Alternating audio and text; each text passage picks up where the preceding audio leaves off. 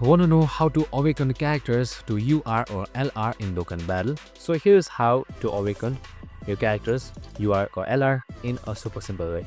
First, level up your SSR unit to level 80. That's the max before awakening it, so you need to reach it first. Then tap awaken button and check the awakening medals needed. These are usually found in Dokkan events, quest stages or the Baba shop.